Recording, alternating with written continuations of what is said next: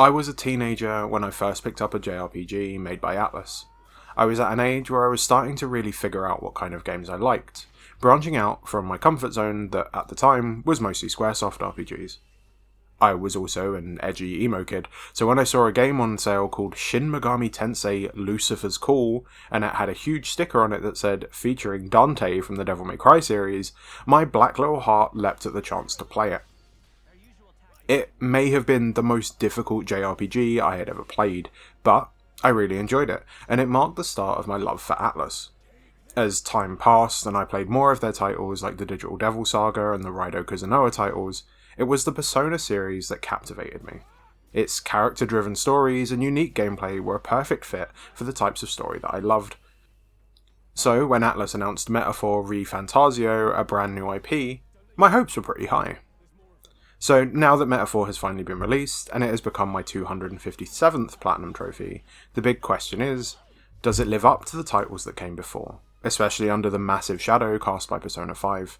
Does it lead more towards SMT's intense challenge, or Persona's focus on narrative and relationships?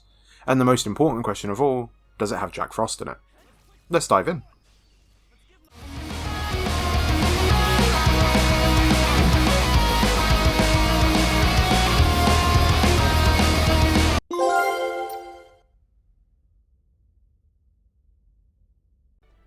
So let's get the basic comparisons out of the way. Metaphor re Fantazio is a title that takes a lot of influence and systems from its older cousins. From the Persona series, it has inherited the core gameplay loop, where you play through your protagonist's life day by day, making friends and keeping yourself busy with things like reading books or doing laundry. Doing these activities will improve your protagonist, either by increasing his in-battle stats or by increasing his virtues. Read a book about a father looking after his son, and it will increase your tolerance, or go bungee jumping and your courage will increase. And these stats will unlock new options and characters to meet as you improve. From the Shin Megami Tensei side of things, it has inherited the press-turn battle system, which encourages experimentation with party composition and gaining knowledge about enemy weaknesses to take advantage in battle. Where it differs though, evolving upon these influences, is where the game truly shines, and that is in its setting and its story. The world of Metaphor re Fantazio is magical yet oppressive, deeply affected by discrimination. The kingdom of Uchronia is home to 8 tribes that, despite being united, experience stark disparities, with many tribes facing systemic abuse. The protagonist belongs to the most maligned of these tribes, the Elder, which is labelled as a tainted tribe by the dominant religion, Sanctism. To make matters worse, horrific creatures known as humans frequently raid towns, posing a constant threat to the kingdom. When the king of Uchronia dies, his last act is to use his all-powerful royal magic to create a competition where the next king will be chosen by the will of the people, and it is this competition that drives the narrative, as the protagonist enters and comes into conflict with other people vying for the crown. Most of these contenders have quite shallow political principles that the game doesn't ever really explore too closely, like the Parapus candidate named Loveless, whose only political goal is that alcohol should be free for everyone and there should be a bar on every street. Others are a bit more on the nose and less silly, like the Rusan man who believes that his race is supreme over all others, and is very pointedly named Adolf. No, sorry, his name is Rudolph. These candidates all pale in comparison to the 2 main antagonists, though, who are much more fleshed out. Luis, the charismatic bastard that he is, believes in personal power above all else, and that pure strength is what determines one's right to life. And his main rival, at least at first, in typical JRPG fashion, is the Pope. Sanctism is the state religion of Uchronia, and under Sanctifex Forden's rule, it has become corrupted and power-hungry, believing that they should control all of the people below them. Forden and Luis are front-runners from the throne straight from the off, and standing against them is you, an idealist inspired by a fantasy novel about a utopian society whose main ideal is, I want to help everyone. Like I said, this isn't a complicated political drama, but it is so fucking earnest that it is charming. The way it deals with topics like discrimination is simplistic, yes, as is the way it deals with topics like anxiety, among other things, but at the end of the day, the game is, a lot like most good fantasy stories, just a metaphor, and I loved it. This is in no small part due to the characters who join you on your journey. They are all charming and relatable, their characters deeply rooted in Atlus's strength for writing compelling casts. The Persona games are favourites of mine for their character work and the way they depict realistic friendships, and Metaphor has a cast that may be my favourite one from Atlus yet. There were countless moments that made me laugh, moments that made me pause and think, and even moments of sadness that I struggle with a lot of games. This emotional pull is a testament to the strength of Metaphor's writing and its characters. By the crown, you can't be serious! She is Juno! The kingdom's greatest singer! The dulcet diva! Another thing this game shares with Persona is the message that your strength comes from the people you meet and the bonds you form. Like in Persona, there are a handful of characters you meet that you can create bonds with, and as you spend time with them, learn about their characters and grow with them, this bond levels up and gives you access to powerful abilities called Archetypes. These archetypes are the classes that you can equip and use in combat, with each of them having different strengths, tactics, and abilities. For example, one of the first bonds you can forge is with a woman named Brigitte, who owns a business selling magical items called Igniters. When you unlock this bond, it also unlocks the Merchant archetype, and this archetype lets you throw money at your problems, using your currency to cast spells instead of MP, but also gives you the ability to earn more money from fights that you win. These archetypes not only level up by using them in battles, but by spending more time with the person you learned it from, gaining new abilities and benefits. With the Merchant example, as Brigitte's bond levels up, you will gain things like unlocking more slots to inherit abilities you've learnt from other archetypes, or eventually unlocking an elite version of the Merchant called the Tycoon. There are 47 of these archetypes in the game, and these are all unlocked via 14 different character bonds. And once a bond is unlocked, any character in your party can learn and equip the class. This is crucial for progression through the game, as many of the later classes require levelling unrelated classes first. For example, one of your main party is Hulkenberg, a Rusan woman who unlocks the Knight archetype. One of her elite archetypes, though, is the Dark Knight, which will not only requires mastering the previous Knight archetypes, but also the Wizard ones. I love a job system in games, and this might be one of my favourites. It's incredibly fun to swap character roles around, experimenting with new tactics and new abilities while trying to level everyone up at once, and make sure that you have a broad range of attacks and defences available, which is important because Metaphor Fantazio can actually be quite challenging in combat if you're unprepared. As I said in the beginning, Metaphor's combat DNA shares more in common with the SMT games than with Persona, and this is because it uses the press-turn combat system. When combat starts, both you and your foes get one action for each member of their respective party. All of your main combat actions, like standard attacks or using archetype abilities, costs one of these actions, which is simple enough. However, if you hit an enemy's weakness, not only does it do extra damage, you only spend half of the action, which enables you to take another one. This also happens if you get a critical hit, and if you chain these crits and weaknesses, you can drag your turn out to have 8 actions. You can also choose to pass your turn to the next party member and only use half a turn if that member doesn't have anything that would hit a weakness or be blocked. If an attack is blocked or you miss, you lose 2 actions, and worse still, if an attack is absorbed or repelled, you lose all of your remaining actions. And these rules apply to enemies too, which is why it's so important to have your weaknesses covered and your attacks varied. If you had, for example, a whole team of healers who are all weak to strike damage, then you're going to be in for a bad time if you're fighting enemies who primarily deal that damage type and they exploit your weaknesses.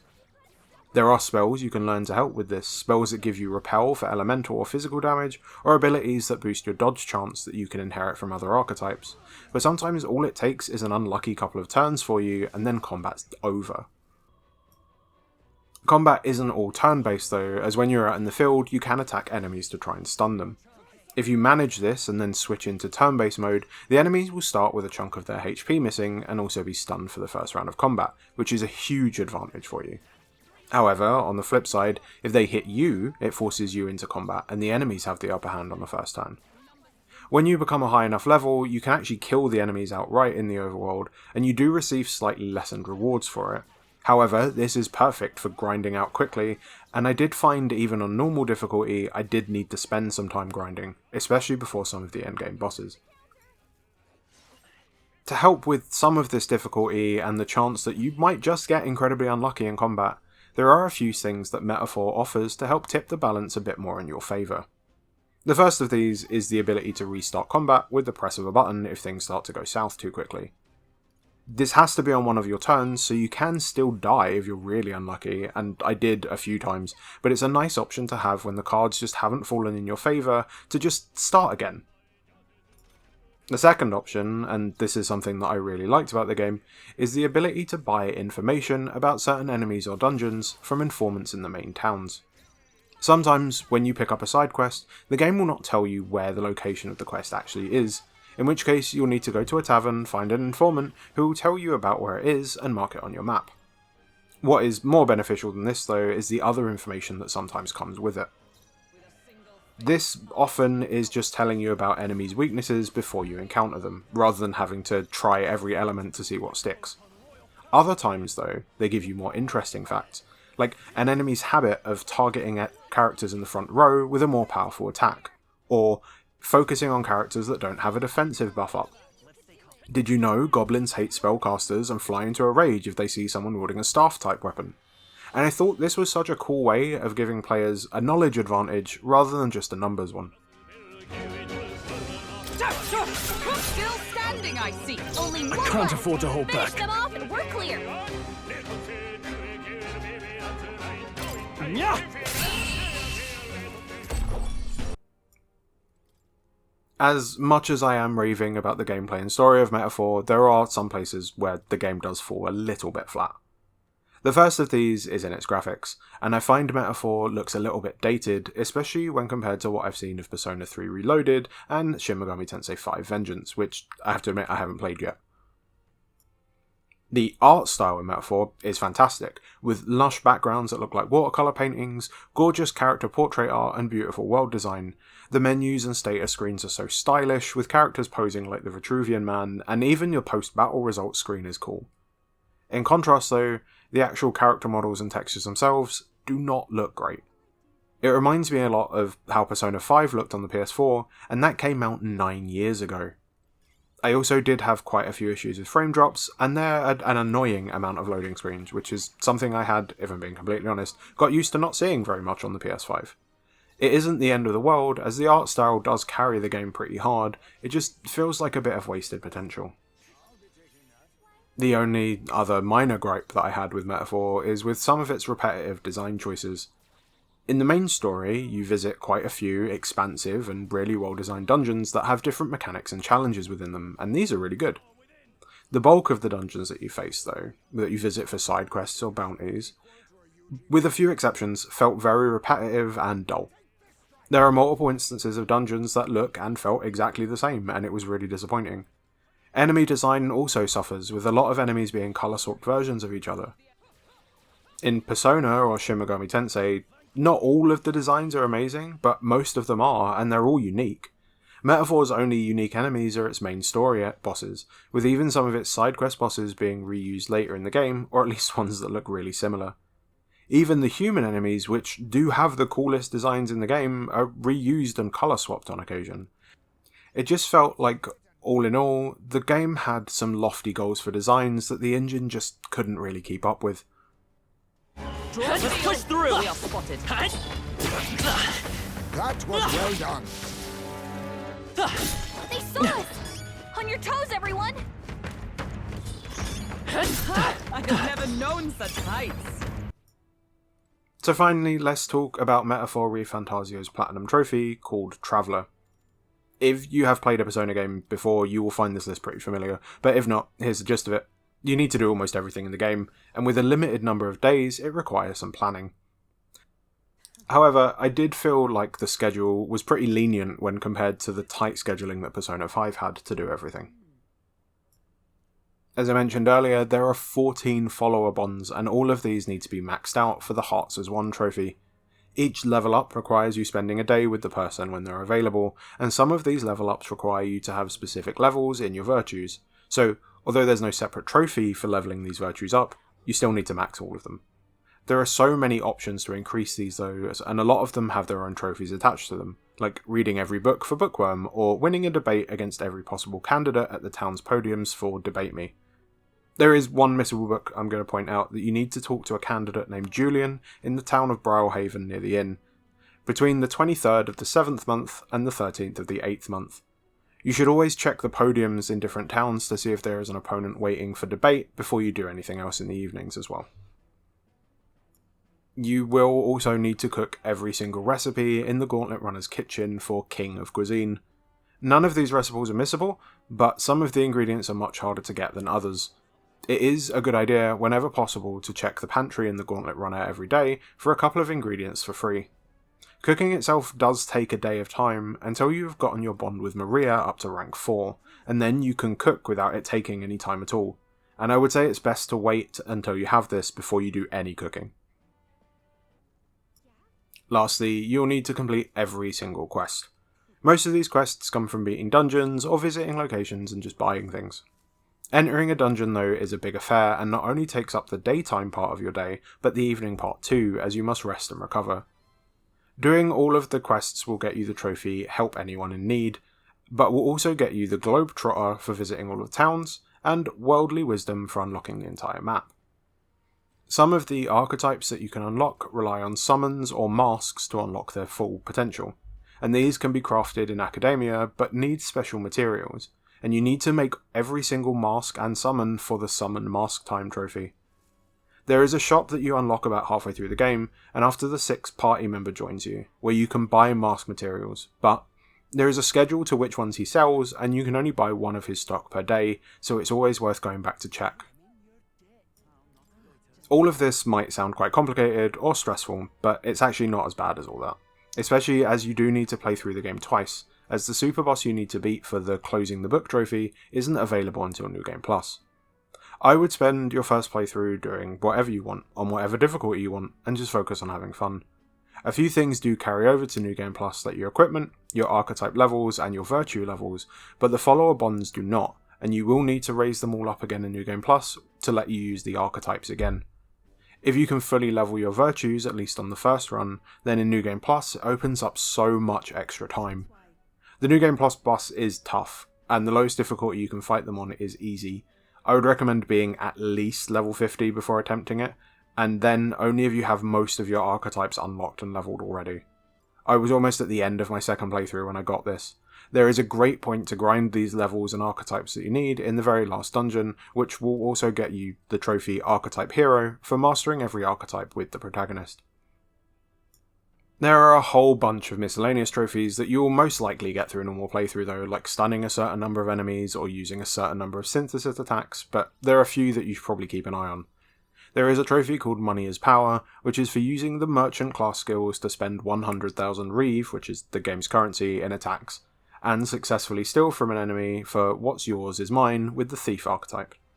You also need to find 49 gold beetles, some of which are very missable, and trade them to an old man in Brawlhaven for all that glitters. There's also an arena that you need to beat every challenge to get up to gold rank 2, and then beat the consecutive battle challenge at gold level for Colosseum Champion. In the very last dungeon of the game, there are a bunch of optional bosses that you can fight before you reach the last one. Every time you beat one of these bosses, the final boss will lose some of its power and give you an easier fight. If you ignore them and just rush straight to the last boss and beat him, you will earn the trophy Star Shatterer. The last trophies to keep an eye on, and some of the last ones that I earned, were the Hey Listen trophy, which is for asking your fairy companion Gallica for advice 100 times. You can do this by pressing triangle when you're walking around, and she will let you know if you have follower bonds to level up or what things there are to do in the area. She will also helpfully teleport you to anyone that wants to see you to level up their bond. There is also a trophy for surfing on your sword for what the game calls a significant distance. I don't know how far this is. I used the sword to surf around as much as possible on my New Game Plus run, and I got the trophy near the end of the 9th month, and this gets you the Sword Surfer trophy. It's a pretty exhaustive list of things you need to do, and if you want to get all but one of the trophies in one playthrough, it is possible following a guide, but it's a lot easier just to not stress about it, and maybe use a guide on your second run, make sure you get all the beetles and the follower levels you need. My total playtime for the plat was 110 hours all told, but 85 of those was just my first playthrough. Wonderful, isn't it?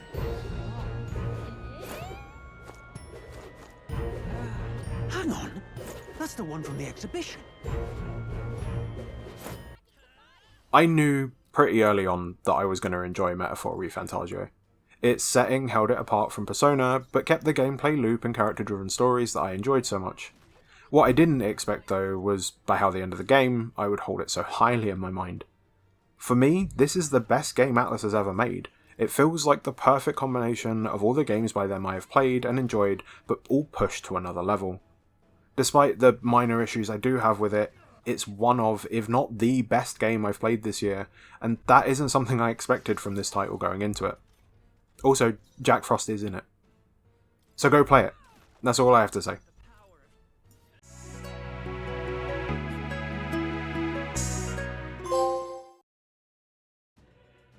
Thanks for watching, and I hope you enjoyed this video on Metaphor ReFantazio and my experience with earning its Platinum Trophy.